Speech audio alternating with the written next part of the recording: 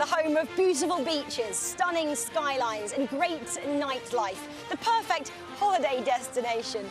But this weekend, we're not on holiday, as a new era of triathlon is born in the USA. It's the ultimate test of our sport, that 100K sweet spot where the good and the great unite. Imagine Olympic champions, world champions, Ironman world champions assembled in one race, competing across the globe multiple times a year for big money and for the chance to be crowned the T100 World Champion. Stop imagining, because it's right here. Swim, bike, run. Power.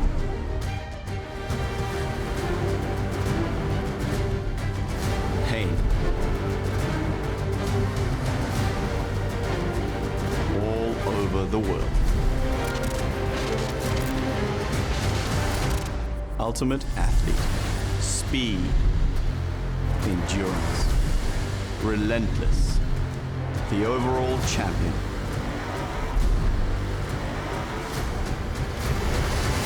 Everything you've got, leave it out there.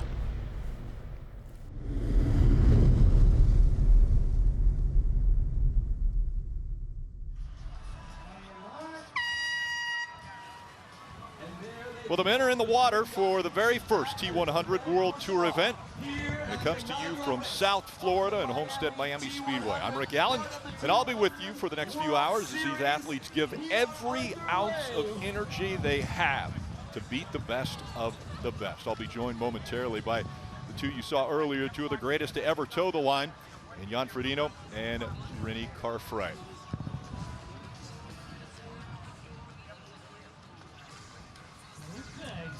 To identify some of these athletes, see right there, difficult as they just come off of the pontoon for the start of this race, but we'll be able to point out a few of the athletes by swim caps.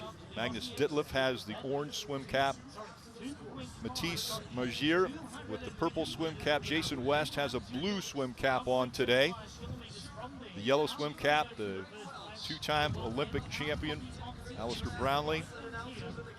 In the green, the youngest competitor, by the way, in the triathlon for the men, Rico Bogan. Aaron Royal, expected to be one of the best and out front early in the swim, has the pink swim cap, and Ben Canute will have the red swim cap on to identify them in the water. They will go 2 1/4 laps, and so they're coming up on their left. Just momentarily, they will get to what will be the Aussie exit. They're going to swim right past it this first time and make one complete lap before they will do an Aussie exit. And at that point in time, we'll be able to give you a little better clarification as to who's out front. As we see right now, Sam Laidlow is leading this pack. We see that pink skull cap, the swim cap on Aaron Royal. He's third back right now, but the green cap of Rico Bogan, the 23-year-old, right now right on the heels of Laidlow. Again, Laidlow, the reigning world champion. There's that Aussie exit that we talked about. It'll be on their left here as they come up to it. They won't go that direction yet. They'll go right past it this first time. We'll take a look at the track map as to what is happening here. The swim is, as I mentioned, 2 1/4 laps, where they'll do the Aussie exit between that first and second lap, and then on to the bike course. So on the bike, we've got 22.5 laps. It is technical, especially considering the wind at the moment. As soon as these guys hit the apex, they're going to be faced with changing wind conditions, and it's going to be on. And then onto the run course, obviously 18 kilometers. And this course here is unique in that there is nowhere to hide. There is no shade. So it's really going to get heat up down there. Aaron Royal here coming into his own. You can see he's lengthening out his stroke, and he's really getting to a comfortable place. I mean, we're not even halfway into the swim, but he's settling into a long, hard rhythm. It's single file all the way for the field, which is unique this early on, you know. I think he's definitely trying to prove a point. First race of the season, it's on. So Magnus is actually working that second group, leading that second group, which I think, you know, as Jack mentioned, there's a few names in here that maybe we weren't expecting to see in these positions this early in this race. Well, to be frank, I would have expected a big front pack here. I was honestly thinking it would be a double-digit, 10 people at least in the first pack. And, you know, Jason West is somebody that can hold on to that pack. His trouble is more on the bike. So for him to hold on this kind of course, I would think is going to be tricky. There's going to be some big power being put out, some aggressive cycling, especially Alistair Brownlee and Sam Lalo. Between the two of them, they love causing a bit of havoc on the bike, and they will certainly continue to push the accelerator as we approach the first of the Aussie exit. Jack, talk us through it. Sam Laidlow's first out of the wall. Aaron Royal right on his feet. Rico Bogan, he's just tripped over it. It is very sandy. Alistair Brownlee's next. Ben Canoe. We've got Daniel Bakkegaard. Jason West and Matthias Margier are in that group. They're the two big people you wouldn't have expected to be there. And at the back of it, Yuri Kulin. No one would have expected Yuri Kulin to be there. David McNamee's out next. He's about 15 seconds back. That's where Magnus Ditlev is. Magnus Ditlev is out now. He's 20 seconds down on the lead group. That's a big gap, because that gap's only going to continue to grow, and that front group, having seen who's around them, will be motivated knowing Magnus isn't there. Magnus didn't look that good. Right now it's Aaron Royal that is out in front of the field here in Miami. Again, we mentioned the skull caps or the swim caps that these athletes have on so that we could make sure who they are in the water. And right now that pink swim cap of Aaron Royal is setting the pace. Just about a half a lap remaining in this swim as they're going past the Aussie exit on the other side of the lake. We're moving back through the field here to see where Sam Long is, and he is in that last pack there. At the Aussie exit, he was about 1:42 behind the lead. That's a lot of time, but for the strongest legs in triathlon, maybe not too much. But yeah, he's sitting in that pack. I think he might be in the lead. Yeah, in that pink suit, he is the lead of that last pack. But again, that's going to be 2:30, between 2:30 and 3 minutes, I would guess, by T1. So we've got Rico Bogan coming out of the water first. Aaron Royal's there with him, Sam Laidlow. Rico Bogan really strung that out late. Alistair Brownlee was out fourth there. I think the interesting thing will be when they see Jason West and Matthias Margier, and maybe not expecting them to be there with them, what they do in this group. We know that Rico Bogan, Alistair Brownlee, Sam Laidlow are all really motivated usually to ride hard, and I think having Jason West and Matthias there will motivate them even more. And Rico Bogan very concentrated here. He's already taken on nutrition, so he's had a little gel that he's carried with him. It's about 100 calories in that. And just making sure he stays topped up on the energy. He knows what's coming, but incredibly in control. You know, he's running out to get all these things. He's pulled down his first layer, his swimming layer. He's about to get changed, put on his helmet, first out on the bike as well. And this is exciting to see from the young world champion. Jan, you've got experience of being in this front group. This is where you lived. Alistair Brownlee, very notorious for pushing the pace early. Can you talk to me about these dynamics at the start of the bike? How hard is it? Who's known to push? Who'll sit in? Well, Jack, you see, I'm also notorious for stuffing up the first transition. So unfortunately, I very often lost that advantage that I had there, and then was the one trying to push to stay in the front with these guys. That's why I'm so impressed with Rico. He's just getting it all together. He's already in his shoes before the first turn. And, you know, this is really where we're playing cat and mouse to see who's coming. Magnus Ditlev just out of the water there. And he's not looking overly energized. I mean, we know he's going to be extremely strong on the bike, and it's early days, but I am very impressed with what this first group is putting together, especially young Rico Bogan off the front here, just allowing himself a little bit of breathing room for the others to actually catch him and spend extra biscuits, as we call them, that the other ones you know, extra matches that they have to burn. And that's Rudy von Berg getting on the bike there. We have Peter Heimrich and Magnus Ditlev. Now that we're on the bike, let's talk a little bit about the rules here. This is where drafting you cannot do. You have to stay 20 meters apart. If you want to overtake another athlete, you have to do it in a 45-second period of time. Otherwise, you've got to drop back and get that 20 meters again if you can't complete that pass. But there's penalties for that. If you're the first time that you have an infraction there, it's a 3-minute penalty for any kind of drafting. The second time, you'll also get that 3-minute penalty. The third time, you're disqualified. There are draft marshals out on course that will be following along with the athletes and make sure everybody is evenly spaced and not, you know, trying to get an unfair advantage.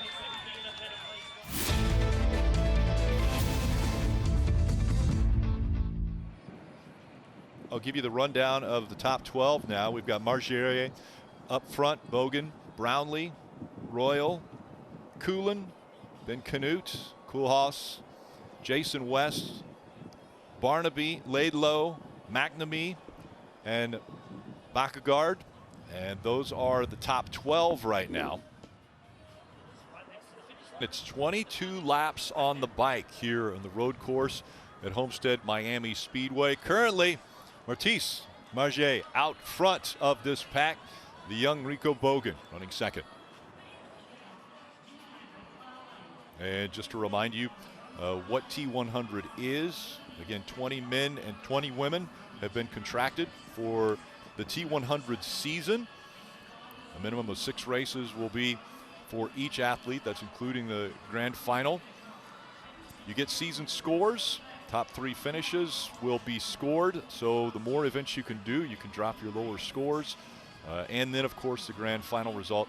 A lot of money on the line. $7 million is the total prize money. Both men and women champions at the end of the year. Those champions will receive $210,000. And, of course, as everyone is going to be looking at this as potentially that next great move for a triathlete and a career, if you can lock yourself into next year, which the top 10 will be able to do from this season, you've got a foot up on the competition. We're taking a look right now at the Garmin transition times as far as T1. Garmin giving us those times just over a minute for the top 10 athletes through T1. Yeah, it's often talked about as the 4th discipline of triathlon. You know, you can make or break a lot of time in transition, and it's more important to practice your transitions and have them perfectly down pat. So I've just had some clarification around the rules. So they were told because of the fact that it's very hot out on course, 31 degrees, they are allowed to temporarily have a cooling device, a cooling bottle, so an ice water bottle down their tops. They must drink from it and they must get rid of it. So if it's down their top for the whole race, it doesn't move anywhere, they will be penalised.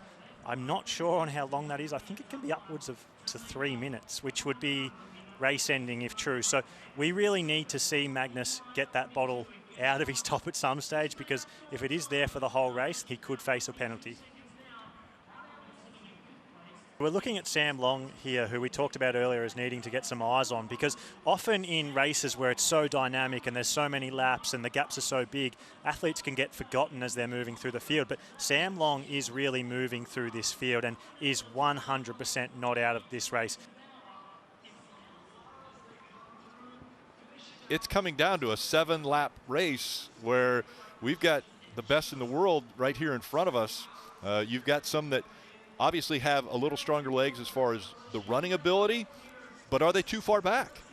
Can they still be in striking distance to these 4 as you see them starting to get out of the shoes and get ready for T2?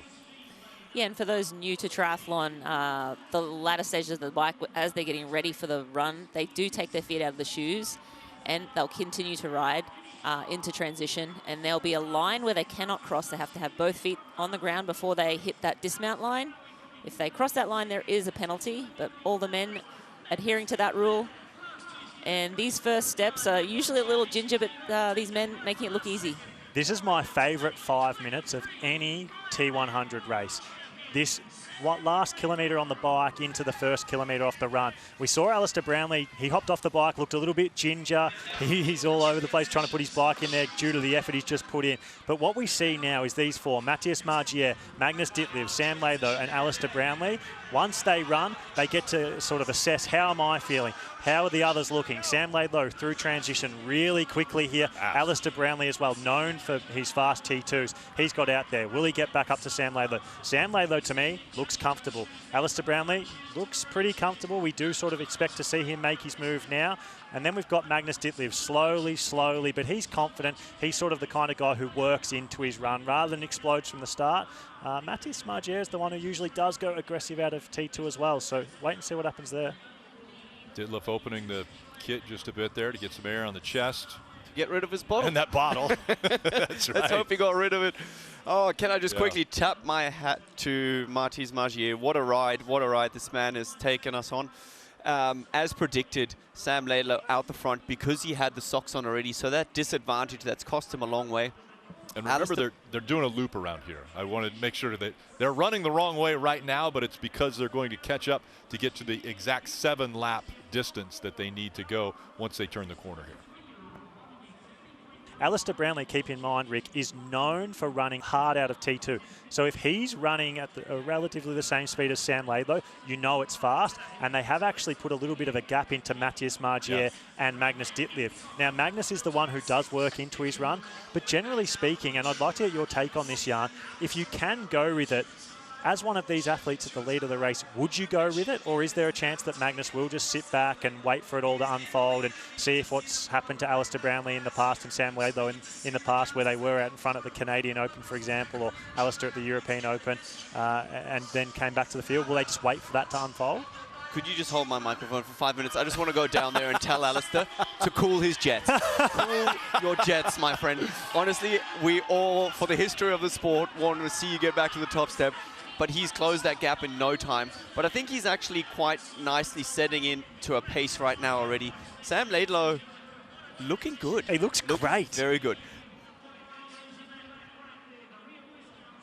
Sam Long, he's only 3 minutes down, so he actually, like Jan talked about, he put time into those front four at the back end of the bike there, which is unbelievable. And he looks really, really good. He probably looks even smoother than what Magnus Ditlev and Matthias Margier did.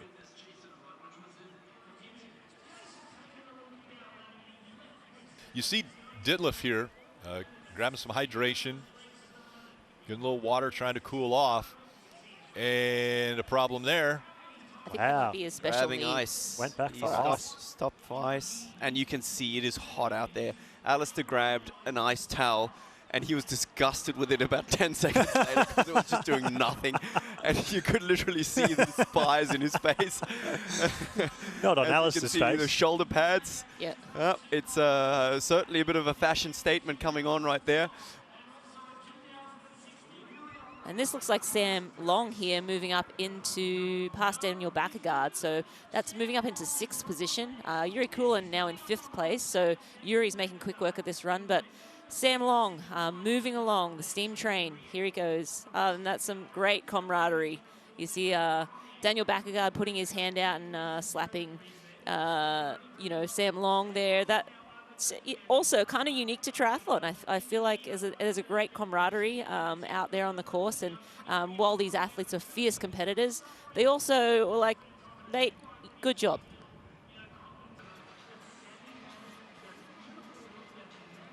Oh, now, oh no, he's coming to a walk. Here we go. Grab the ice. Somebody tell him about the ice.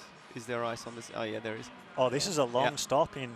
Yeah, this is the first time we've really seen Alistair slow to a walk almost. That's a real sign of fatigue. It looks of fatigue, so that's at least a good sign. Still no ice though. Yeah, he poured down 2 cups of ice down his top. It wasn't in the bag, but this is definitely a change in pace. Let's hope that he's leaving just enough in the tank. But wow, there comes Magnus already. That gap is really closed because of that aid station. I reckon that's almost 10 seconds extra that Magnus has just eaten into that advantage there. Oh, that look over the shoulder is really telling. And look at the trail he's leaving behind his shoes. That is all the water and ice coming through. That's basically just running through him. That's the heat and it's something that makes your shoes significantly heavier, and it makes that slightly squidgy noise, and it's everything you don't want to hear as an athlete. It's not like you're flying effortlessly. It's the opposite of being in the zone. It is everything that feels slow and sticky. Alistair also taking on some nutrition here. This might be a bit late if it's energetic.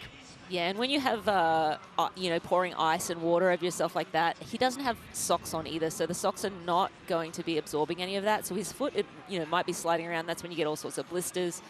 He also, you know, right now is just trying to hold off Magnus, so doing his best to stay in front, but it's damage control. Sam Long is coming like a steam train back there. Yeah, I think Alistair Brownlee, he's well aware that he has some top-notch athletes coming up on his shoulder, and he's just doing everything he can to hold on to that lead. We may have a sprint, but it might not be between Alistair Brownlee and Ditlev. It could be Sam Long. I mean, we're seeing an impressive performance right now out of the American. And for the lead, here comes Magnus Ditlev trying to take the top spot away from Alistair Brownlee. Brownlee watches him go by, and now what can Ditlev do to set the pace to where he can't be caught? Well, let's see. I mean, Alistair has got a spring in his step. He is trying to keep up. Sam Long just about to make the pass into third position. We'll see if Margier has anything in the tank, whether he can sort of try and go with him. And this is it, the final lap. So Magnus Ditlev out in front. Sam Long has taken third away. There are the athletes. And you saw Magnus Ditlev.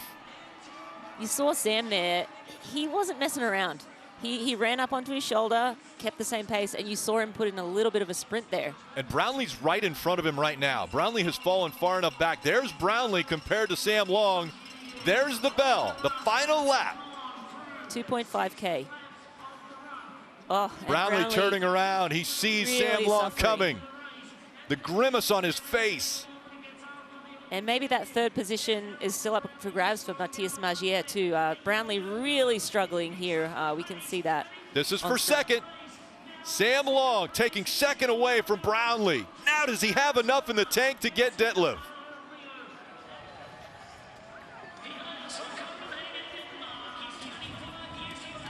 Magnus Ditlev, as he'll make his way onto the tunnel. The favorite coming in, Magnus Ditlev. Giving high fives to the crowd as he comes to the finish line, the first ever winner of the T100. And it goes to Magnus Ditlev.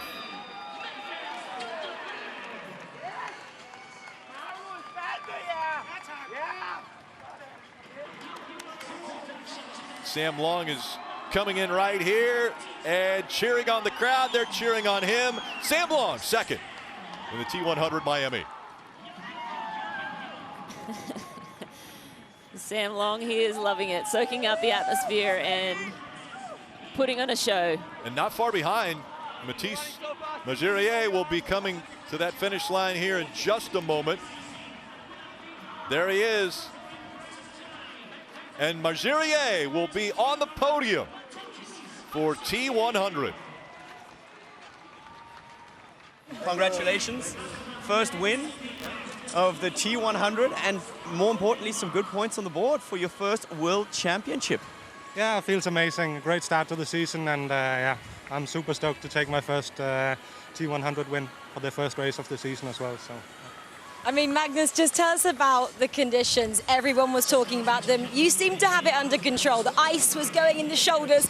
The ice was going down at any possibility, unlike Alistair and a couple of the other guys. Was that always the plan, or did you just kind of spot that ice bucket early on and go, I need to get in there? Yeah, like when I arrived here in Miami, I felt really bad throughout the entire week training here. So we made a super conservative plan to like strategies for heat, cooling and so on. So the entire day I felt like I was just right below the limit, and then towards the end of the run I could sort of reel in Alistair and push a bit more. So yeah, it was super like controlled, just below the limit, trying to deal with the heat. Magnus Ditlev was fastest in the bike. We see that. Jason West fastest in the run, and the swim, it was Rico Bogan, who was the fastest in the water. But ultimately, on the podium, you see Ditlev Long and Majurier, Coolin, Brownlee, all top 5. Koolhaas, West, Bakkegaard, Laidlow, and Royal.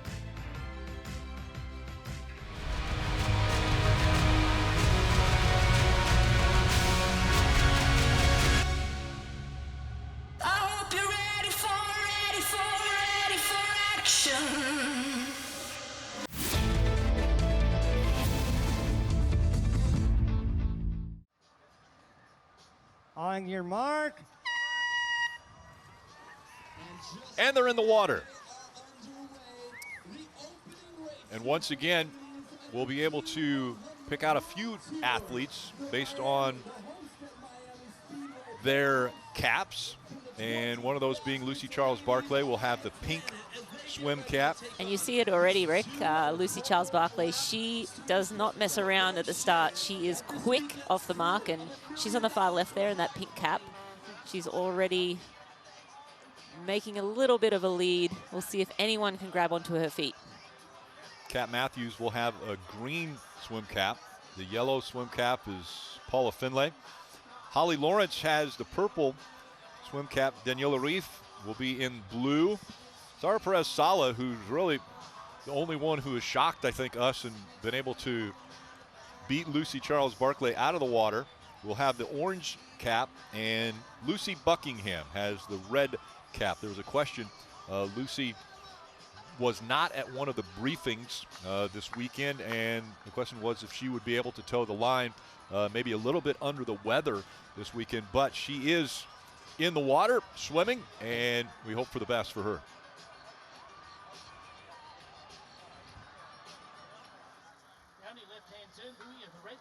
And again, these athletes will swim past the Aussie exit, which most of them have done already.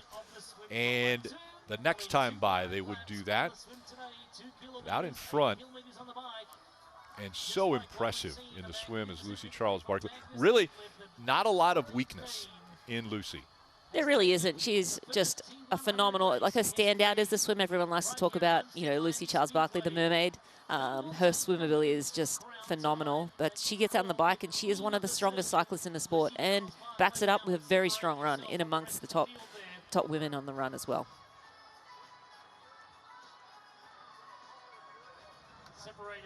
Out in front in the water, still working on lap 1 here, is Lucy Charles-Barclay out front. You look at the bottom of your screen, you're going to see the bib numbers now for Lucy Charles-Barclay. Again, 30, 31, and 32 for Emma Pallant-Brown. And Emma looking for a little redemption here, especially at this course in this venue, because Emma Pallant-Brown was very strong here a couple years back, but heat exhaustion got her in the middle of the run to the point where she passed out, literally passed out on the track. And then she said that because of what she was wearing, it burned her back. That's how hot the asphalt was, that she actually had burns on her back from when she had passed out and was laying on her back on the asphalt here. So hoping for a better turn of events here this time, as again, the women now heading back toward the sun, and this sunset here at Homestead-Miami Speedway. Lovely, and as we get a beautiful sunset out of the west, you watch, it'll be beautiful crimson skies, similar to our men's race today with our Holly Lawrence in the purple swim cap. You have Paula Finlay on the back of that pack as well, so Holly Lawrence leading it, Paula Finlay on the back.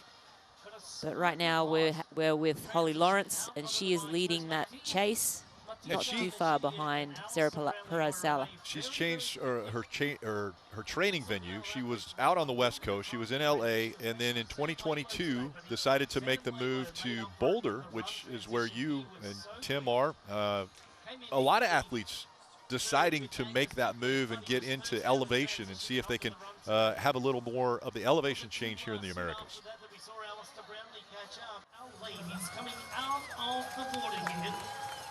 So Lucy Charles-Barclay has just exited ahead of Lucy Buckingham. They were swimming hard. You could tell it when you were looking at them really close. They were swimming very hard.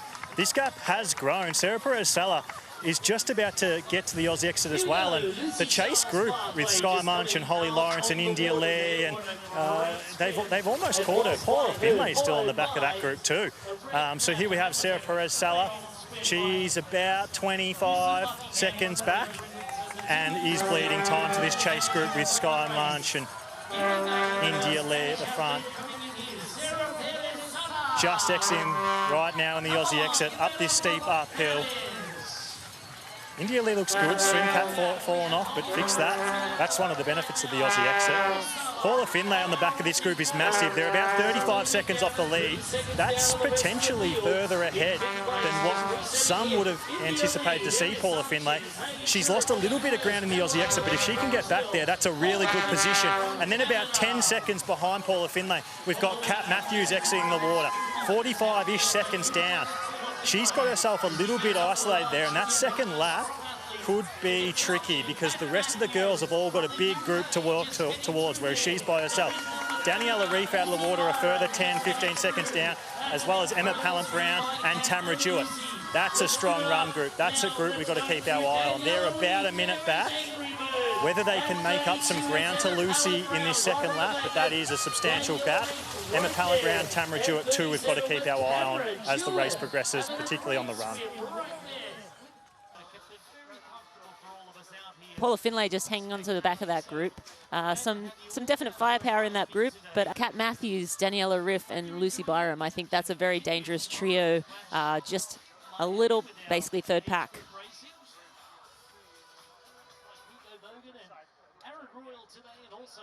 Well, I think the narrative of the race is going to be very similar again in terms of how much of a gap can the girls in the front get on Tamara Jewett. Tamara Jewett, I think on paper, is the fastest runner here, and we can see it unfolding straight away. Lucy Charles-Barclay leading the swim. Tamara Jewett just hanging on the feet of the back as Lucy and Lucy come out the water first here, side by side. Let's hope for a smooth transition. And it's actually quite a short way from here, even though they have to run a little dog leg to go past the bikes and then sort of realign. And Jack is down there. So we've got the two Lucys coming into T1 here. They both look good. Lucy Charles looks very good. Lucy Buckingham is usually very aggressive into and out of T1 and loves to ride hard out of it, so watch for that to happen. Lucy Charles-Barclay, this is pretty much the dream scenario for her. She knows that Lucy Buckingham's been sick. Everyone in the paddock knows that. So she's going to love that she has one of the world's best cyclists with her to push the pace rather than have to do it by herself. She can also follow her technical lines on the technical part of this course. Sometimes people say Lucy's technical ability isn't the best in the world compared to her straight speed power. So to be able to follow Lucy Buckingham's lines, if that does play out like that, is perfect for Lucy. You can see they've got a massive lead. Probably a bigger lead than you would have expected given where they were halfway through the swim. The other women haven't even come in yet. There's also some really interesting developments. When we see the other women come in, we've got our first DQ that's about to happen. We've got the head referee waiting at one of the athletes' bikes to DQ them. Sarah Perez-Sala, Holly Lawrence, India Lee, driven group. Paula Finlay's managed to get on the back of it as well, coming into T1 too. This is a really strong chase group as well, actually. Paula Finlay, I mentioned that Lucy Buckingham is one of the best cyclists in the sport. In that category as well is Paula Finlay, is India Lee. This is a very strong group that will get straight on to chasing the two Lucys. And perfect situation for someone like India Lee, who's a really strong runner as well as being a great cyclist. So, I mean, probably a position that's a little ahead of where a lot of people would have expected to see her and Paula Finlay, playing out perfectly for those two as well. This here is the group. If we're going to see someone make a big move, it's most likely to come from one of these women. Lucy Byram was in here quickly, out just as quickly. Kat Matthews and Emma Pallant-Brown will fight for that wheel because they know that outside of maybe Lucy Buckingham and Lucy Charles up the front, that's the lady who will be moving fastest on this bike course. They will hang on for dear life. They'll do whatever it takes to hold that wheel. Daniela Reef now as well. Extra firepower to the group. Tamara Jewett is the last out, the slowest through transition. Again, her race depends on her being able to hold this really strong bike group.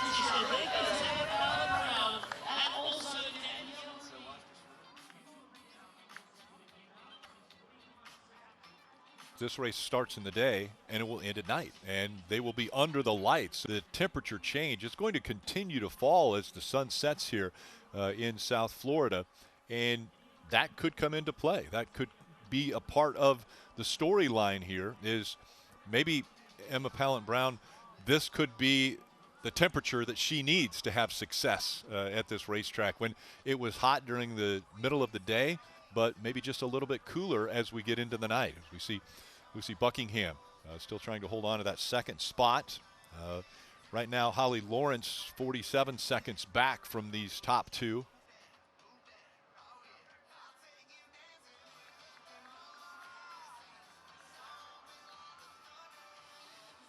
We take a look at the Garmin transition times for T1, and ranging from a minute 11 to a minute 17 for the top 10 athletes. Again, thanks to Garmin for helping us with T1. I feel like this is also somewhat psychologically relevant with Lucy Charles-Barkley, realizing perhaps that this is Daniela's last year. And of course, Daniela being crowned the queen. Lucy Charles-Barkley is, I would say, fair to say, a crowd favorite. Everybody loves Lucy. She's, you know, she's just nice, and she works hard, and she's been bridesmaid that many times that you are just looking forward to seeing her do well. And I think this is something she'd be getting a huge motivation of, realizing that for her also, this is the last year of chances to face against Daniela. And every time she's going to be there, she will want to be on her very best. As we see Holly Lawrence flying along, and she's giving up not even an inch on that corner. Yeah, she's sitting third right now, about 46 seconds back from Lucy Charles-Barkley.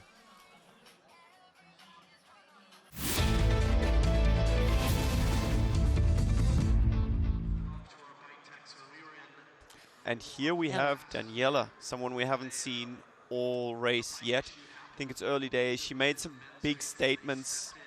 The way she tends to when she needs a bonus, when she needs a little bit of something, when she talks different when she's 100% confident in herself. You know, ranked eighth in the world, the #1 cyclist, and right now she's bleeding a lot of time. I don't know if there's anything wrong, but this is another thing. Daniela, you don't know. She can be flying high, or this can be where you find her. 4 minutes down is not what I would have said at the beginning of the race with 27K to go on the bike. But yeah, she doesn't look comfortable either.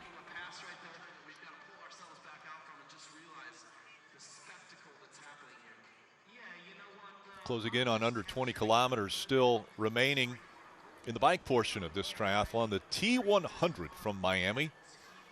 And now it's interesting to see here. This is the main straight. I think, is that what you call it in the NASCAR world? Sure. The main front stretch. And you see just how more significantly lit it is than the middle of the field.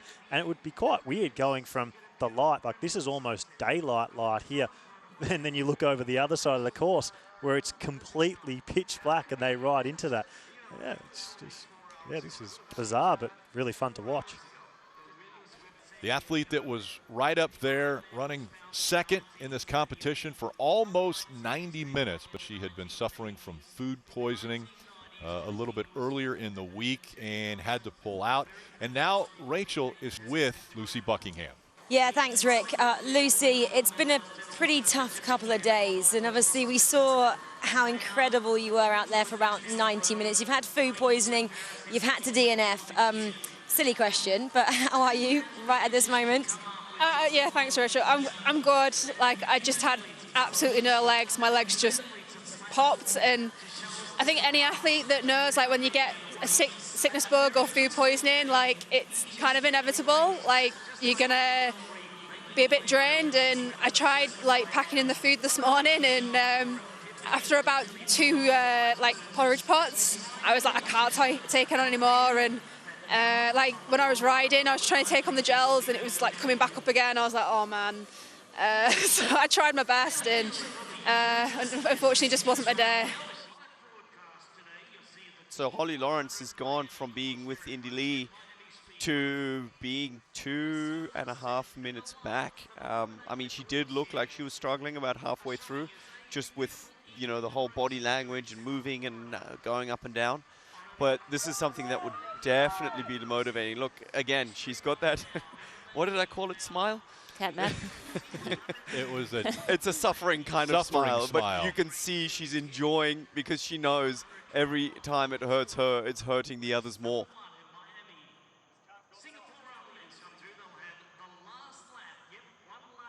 We can definitely see quite a bit better here. And seeing that Paula Finlay has actually decided to stay at the back, she didn't come around Holly Lawrence to get onto Kat Matthews and Lucy Byram just in case Holly Lawrence couldn't stay on. She has decided to, maintain her position at the back of this group and conserve and not ride aggressively like Rinny said we're used to seeing her do. It either says that she's not in great form or that she's playing a really smart race. I don't know which one.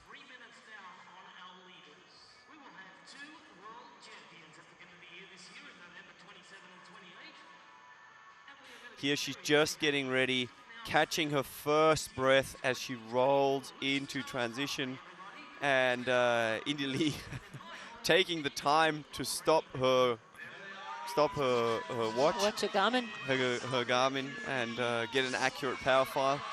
But look how close these two are. They're going to be coming out of T2 and running together. Well, this is the first time Lucy's taken a breath. She has definitely taken it very conservatively into transition 2, taking her time to catch her breath and take a rest. She had a bit of a struggle there with her helmet, so it looks like Indy might even be overtaking her in transition. Nope, she's not. She's out. And she's looking all right. An old-fashioned head-to-head. For somebody who's just led 82K of the race. This is not unfamiliar territory for Lucy Charles-Barclay. A little bit unfamiliar to have company, but we'll see how Indy does run. As Mark said earlier, Kat Matthews' partner, Indy has been running very well in training, and it's just a matter of whether she can finally put a good run leg together in a long course race. Lucy is looking great so far. She is flying right here, and I think she is definitely on this dog leg. She can see, you know, they came into transition together, but this is already a significant gap. Just wanted to give you an update on Emma Pallant-Brown. This course has not worked out well for her. A couple years ago, heat exhaustion had her passed out on the track. It's happened again. She passed out. They took her to the infield care center and then have decided to take her to a local medical facility for further evaluation.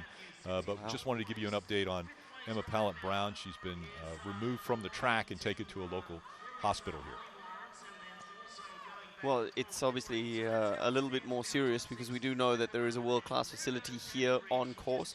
We've just heard that she is conscious and that she's fine, but yeah, that is a risk of racing in the heat. It was obviously her fear as well, so she's had that in the back of her mind, and it's a tough position to be in. You know, if you look at our sport and where a lot of the racing is taking place, it'd be a bitter pill to swallow because, you know, there's nothing like having a repeated kind of negative impulse as we see Skye Monch coming into T2 in 9th place currently.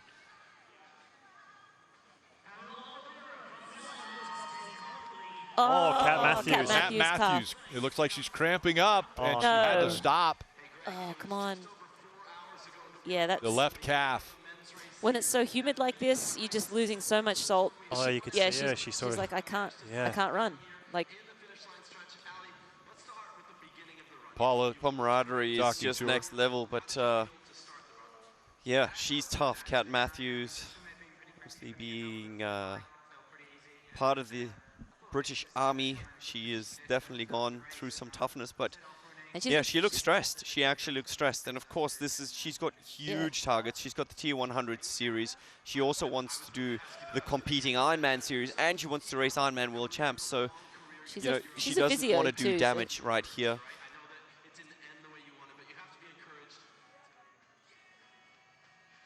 Lucy Charles-Barclay obviously still leading the way.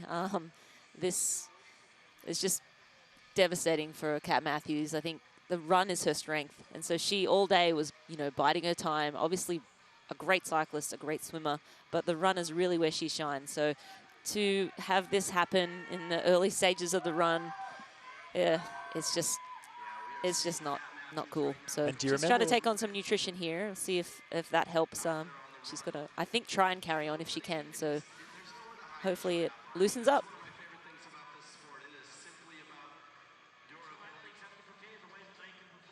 Kat Matthews so frustrated and disappointed in what is happening here.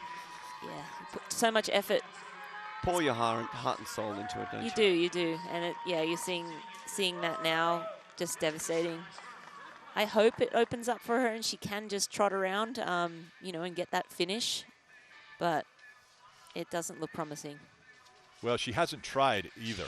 She's walked for a long ways now and hasn't even tried to start running again to test it. Yeah, it's at this point we start questioning whether it is just cramp or whether it's something a little more serious, because this is not typical of cramp. This sort of reaction and behavior, this isn't usually what we'd see, and maybe the level of emotion we're seeing here could be because she knows it's something more sinister and serious, and she has huge plans this year, so we really hope it's not, but it sort of seems like it might be.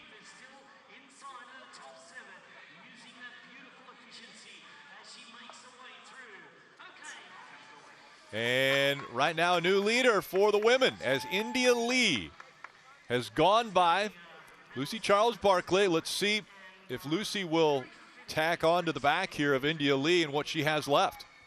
Wow, did you see the aggression she put into that? I mean, her whole facial demeanor changed as she came close. She really made sure to try and get a little surge to hopefully not take Lucy with her. And this is the first time we've seen a change at the top of the leaderboard. What a way to take the series with both hands and rip it and grip it. There's Holly Lawrence, by the way, running third right now. She's about 2 minutes, 47 seconds behind race leader India Lee. And if we go back to the bike, like Holly Lawrence was losing a bit of time, then she did manage to stick onto that Paula Finlay, Lucy Byram, and Kat Matthews group. And now, because she was able to stay with that group, we're seeing her be able to take advantage of that on the run. And like, maybe she can't win this race, but a podium finish for Holly Lawrence would be massive.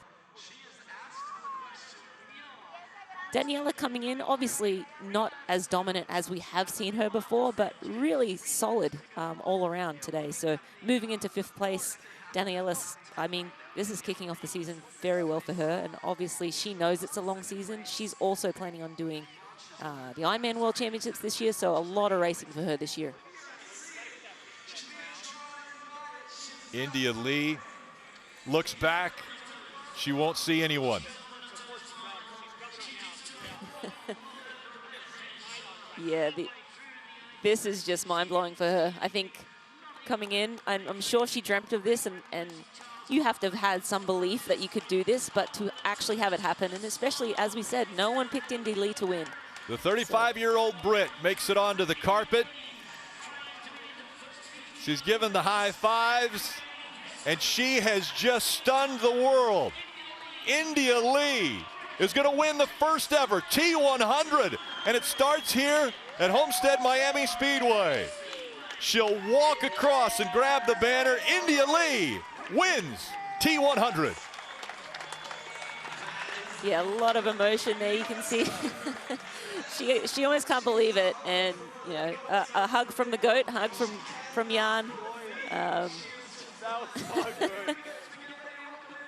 Tears of joy at the finish line in Miami. Here comes second in Lucy Charles-Barclay. And still a smile on her face as she's thanking the fans for being there.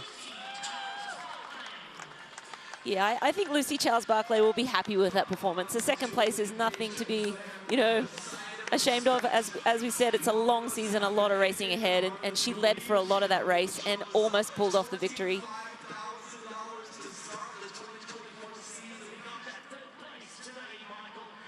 And this will do it. Rounding out the podium with a 3rd place finish here at T100 Miami. It is Holly Lawrence. I think that's Jan cheering in the background.